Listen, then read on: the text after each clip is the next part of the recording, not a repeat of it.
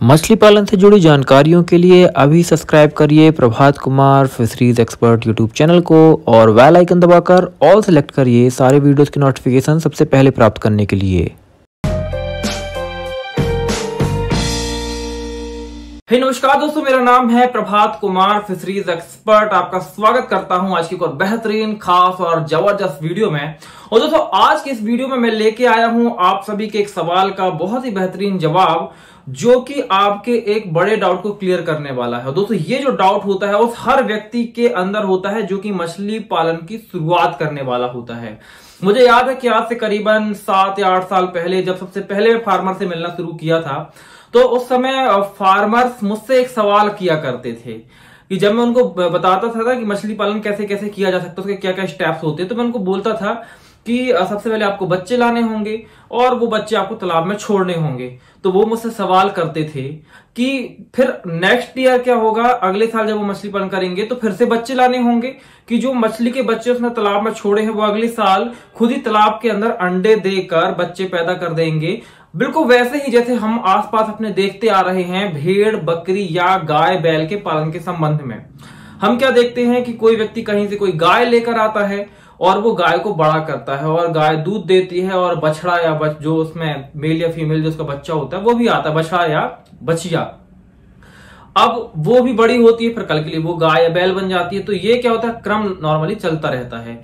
तो मछली पालन करने वाला जो व्यक्ति जो शुरुआत कर रहा है उसके दिमाग में एक सवाल होता है कि ये प्रक्रिया तो मछलियों में भी होनी चाहिए। भाई एक बार हमने तालाब में मछली छोड़ दी तो तालाब में फिर वो अंडे दे, अंडे से मछली बने और फिर वो चलता रहे। एक बार डाल दी फिर बार बार डालने की क्या आवश्यकता है। तो बेसिकली इसका रूट यदि क्वेश्चन देखें, इसके जो केंद्रीकरण अगर हम करें कि इसके सवाल के पीछे बेस पॉइंट क्या है, तो वो ये है कि क्या मछली तालाब के अंदर अंडे देती है, बच्चे पैदा करने में सक्षम होती है या नहीं होती है। तो इसका उत्तर है दोस्तों सीधे तौर पे नहीं होती है, और मैं ये भी कह सकता हूं कुछ मामलों में हाँ होती है। कैसे, मैं जरा इसको विस्तार से आपको समझाता हूं। दोस्तों देखिए, जब मैं बात करता हूं कि क्या मछली तालाब के अंदर अंडे दे सकती है और बच्चे पैदा कर सकती है, तो मैं कहता हूं कि नहीं, ऐसा नहीं होता है। जब आप मछली पालन करने के लिए कहीं से बच्चे लेकर आते हैं और तालाब के अंदर डालते हैं तो वो बच्चे मैच्योर हो जाते हैं, बड़े हो जाते हैं। 1 साल 2 साल के बाद वो ब्रूडर्स बन जाते हैं, लेकिन उसके बाद भी वो तालाब के अंदर अंडे नहीं दे सकते हैं और उनसे बच्चे पैदा नहीं हो सकते उनके दिए गए अंडों से। उसके पीछे के लिए समझने के लिए, उसके पीछे का कारण समझने के लिए आपको जो ये जर्नी है मछली पालन की, आज से कुछ 1000 साल पहले जाकर वो समझनी होगी, तभी आपको ये बात समझ में आएगी। अब दोस्तों मैं सबसे पहले आपको बताऊं कि जो मछली हैं, जो खासकर हम कल्चर कर रहे हैं, जिनको हम IMCs कह रहे हैं, जैसे रोहू, कतला, मृगल जैसी जो मछलियां होती हैं, दोस्तों ये तालाब की मछलियां नहीं होती हैं। यदि इनके हम कह सकते हैं कि मौलिक तौर पे, या कह सकते हैं कि बेस आधार तौर पे, कि इनकी जो हैबिटेट मतलब कि होता है कि इनका आवास, उदाहरण के लिए जो सेब होता है, सेब का हैबिटेट क्या है, जम्मू कश्मीर होता है, कश्मीर घाटी होती है, वहां पे कश्मीर होता है, एप्पल होता है। क्यों? क्योंकि वहां का एक सर्टेन टेम्परेचर, और वो कह सकते हैं उसका जो नेटिव है सेब के लिए, वो क्या हमारे देश में कश्मीर होता है। उसी तरीके से आपने बर्फीले भालुओं को देखा होगा। बर्फीले भालू कहां पाए जाते हैं? जहां पे स्नो, बहुत सारे बर्फ के पहाड़ है, वहां पाए जाते हैं। उसी तरीके से आपने नारियल देखा होगा। नारियल कहां पाया जाता है? नारियल पाया जाता है समुद्र के किनारे किनारे, जो तटीय इलाके होते हैं। हालांकि जो नारियल होता है, ऐसा नहीं कि उसे समुद्र के पानी की आवश्यकता होती है, लेकिन हमेशा वो तटीय इलाकों में पाया जाता है। तो हर एक स्पीसीज, मछली क्या है, एक स्पीसीज है। प्लांट भी, कुछ प्लांट के अंदर भी स्पीसीज होते हैं। तो कोई भी, चाहे किसी भी तरह की स्पीसीज हो, उसका एक स्पेसिफिक हैबिट और हैबिटेट होता है। तो जो ये हमारी मछलियां हैं जिनका हम आज कल्चर करने लगे हैं, जो इनका हैबिटेट है, इनका मौलिक जो आवास है, जो इनका आधार आवास है, वो जो है वो नदी है। और नदियों की खासियत क्या होती है कि इनका पानी लगातार बहता रहता है। वहीं यदि मैं बात करूं तालाब की, तो तालाब का पानी बहता नहीं है, तालाब का पानी स्थिर रहता है। तो वैसे तो नदियों में बहुत तरह की मछलियां पाई जाती हैं, लेकिन जब हमने रिसर्च करना शुरू की मछली पालन के संदर्भ में, तो धीरे धीरे हमने अलग अलग मछलियों के ऊपर शोध किए, अलग अलग मछलियों के ऊपर रिसर्च की, और फिर बाद में पाया कि जो ये रोहू, कतला, मृगल जैसी मछलियां हैं, इसे बाजार में लोग खाना भी पसंद कर रहे हैं, मार्केट में इसकी डिमांड भी है। दूसरी बात, इन्हें नदियों से निकालकर तालाबों में, चाहे वो प्राकृतिक हो या कृत्रिम तालाब हो, वहां पे बड़ा भी किया जा सकता है, वहां पे इनका पालन भी किया जा सकता है, कल्चर किया जा सकता है। तो हमने कुछ मछलियां चुनी और उनका तालाब में कल्चर करना शुरू कर दिया। ये कुछ लंबे सब प्रक्रिया है, ऐसा नहीं है कि एक ही बार में इन मछलियों का कल्चर होने लगा है। ये कल्चर होने के लिए भी बहुत समय लगा है, इनको इस रूप में कह सकते हैं कि परिवर्तित होने के लिए या अडॉप्ट करने के लिए, ऐसी सिचुएशन, बहते हुए पानी से स्थिर पानी तक पहुंचने के लिए। देखिए, जो बहता हुआ पानी होता है ना, उसको बोलते हैं लोटिक वाटर बॉडीज, और जो स्थिर पानी होता है उसको बोलते हैं लैंटिक वाटर बॉडीज। तो ये अंतर होता है। तो लोटिक वाटर बॉडी से लैंटिक वाटर बॉडीज में पहुंचने में एक क्रम लगा, एक समय लगा, लेकिन चूंकि उनका मूल आवास बहता हुआ पानी था, इसलिए अभी भी जो ये मछलियां हैं, जो किसी भी जो जीव या स्पीसीज होती है, उसके जीवन की सबसे प्रमुख, यदि हम बायोलॉजी की दृष्टि से देखें तो सबसे इंपॉर्टेंट और सबसे सेंसिटिव इवेंट्स होता है जब वो ब्रीड करते हैं, जब वो प्रजनन करते हैं।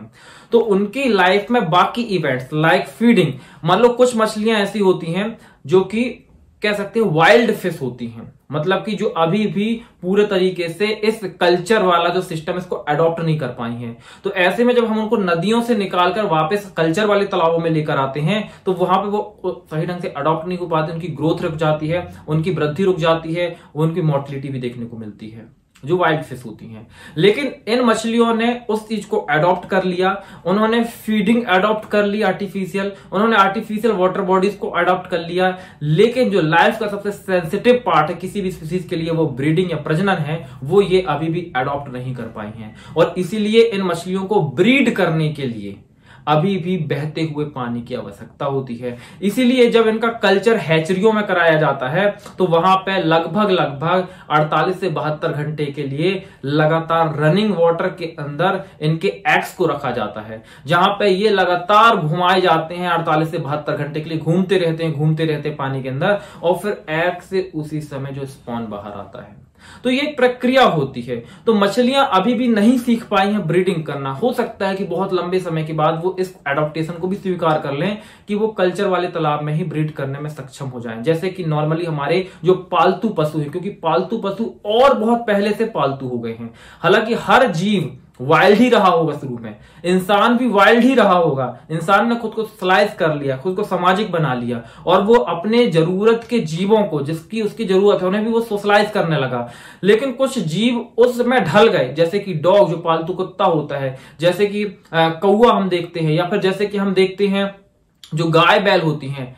अब इनका जो नेचुरल कह सकते हैं हैबिटेट बन चुका है, हैबिट बन चुका है, वो इंसानों के बीच ही रहना बन चुका है। ये इससे बाहर नहीं रहते हैं। अगर खुला भी छोड़ दिया जाए तो ये हमेशा, जैसे पालतू जो कुत्ता होता है, इनको अगर खुला मान लीजिए जो अपना देसी कुत्ता होता है, उनको खुला छोड़ दिया जाए तो ये हमेशा जो कॉलोनियां होती हैं इंसान की, वहीं के इर्द गिर्द देखने को मिलते हैं, जंगलों में नहीं देखने को मिलते हैं ये, क्योंकि इन्होंने बहुत गहराई से उनको अडॉप्ट किया है। अभी जो ये मछलियां हैं, ये उस फेज में नहीं पहुंच पाई, केवल अभी इस फेज तक पहुंची हैं कि ये कृत्रिम माध्यमों के बीच में, या फिर जो ये स्थिर पानी के जो जलाशय होते हैं उनमें अभी केवल रहना, खाना, वृद्धि करना ही सीख पाई, प्रजनन करने तक इनका स्तर नहीं पहुंच पाया है।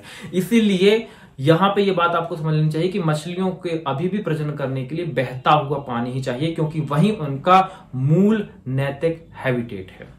अब इसके कुछ अपवाद भी हैं। कुछ ऐसी मछलियां हैं जो कि स्थिर पानी के अंदर भी प्रजनन कर लेती हैं और उनके अंडों से बच्चे भी बाहर आ जाते हैं। इसके लिए सबसे बेहतरीन उदाहरण है तिलापिया मछली। और इसी वजह से, और तिलापिया ने तो ये इतना ज्यादा अडॉप्ट किया है कि वो लगभग हर 3 महीने में अंडे दे देती है तिलापिया मछली। और इसलिए तिलापिया का जब हम कल्चर करते हैं तो मोनोसेक्स तिलापिया का कल्चर करते हैं। क्यों?